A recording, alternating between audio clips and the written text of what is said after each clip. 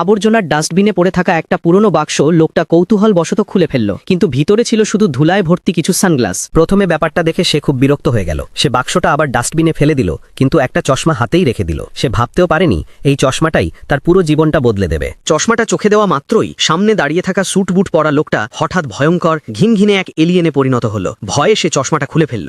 সব আবার স্বাভাবিক হয়ে গেল। তার বুক দ্রুত ধকধক করতে লাগলো। সে আবার চশমাটা পরে দেখল এবার পুরো শহরটাই বদলে গেছে। রাস্তায় থাকা বিলবোর্ডগুলো এখন অদ্ভুত অদ্ভুত বার্তা দেখাচ্ছে। টাকার নোটে অজানা ভাষায় কিছু লেখা, আর বইয়ের দোকানের প্রতিটি বই যেন মানুষের মগজ নিয়ন্ত্রণ করার কথা বলছে। জ্যাক হতভম্ব হয়ে গেল। তার মনে হলো কোনো ভয়ঙ্কর সত্য তার চোখের সামনে খুলে যাচ্ছে। সে রাস্তায় হাঁটতে হাঁটতে দেখল এই এলিয়েনগুলো আসলে সমাজের বড় বড় পদে থাকা চকচকে পোশাক পরা মানুষ সেজে রয়েছে। হঠাৎ টিভির পর্দায় রাষ্ট্রপতির মুখও একই রকম এলিয়েনে রূপান্তরিত হলো। এখন জ্যাক পরিষ্কার বুঝে গেল পুরো দেশটাই এই এলিয়েনদের দখলে। ঠিক তখনই একটা লম্বা কোট পরা মহিলা তার সঙ্গে ধাক্কা খেল। চশমা পরে তাকাতেই জ্যাক দেখল মহিলাটিও এক এলিয়েন। রেগে গিয়ে সে তাকে গালাগাল করল। মহিলাটি হতবাক হয়ে গেল। হয়তো প্রথমবার কোনো মানুষ তার আসল রূপ দেখছে। সে সঙ্গে সঙ্গে নিজের ঘড়ির বোতাম টিপল, আর কয়েক সেকেন্ডের মধ্যেই সুপারমার্কেটের লোকেরা অদ্ভুত ভাষায় কিছু বলতে বলতে জ্যাকের দিকে এগিয়ে এলো। জ্যাক বুঝে গেল এখন পরিস্থিতি ভয়াবহ হয়ে গেছে। সে কোনোভাবে দৌড়ে বাইরে বেরিয়ে এলো, কিন্তু এখন প্রতিটি এলিয়েন তার দিকে তাকিয়ে আছে। ঠিক তখনই এক পুলিশ তাকে রাস্তায় থামালো। জ্যাক চশমার ভেতর দিয়ে তাকাতেই তার রক্ত হিম হয়ে গেল। সেই পুলিশটাও মানুষ নয়, সেও একটা এলিয়েন।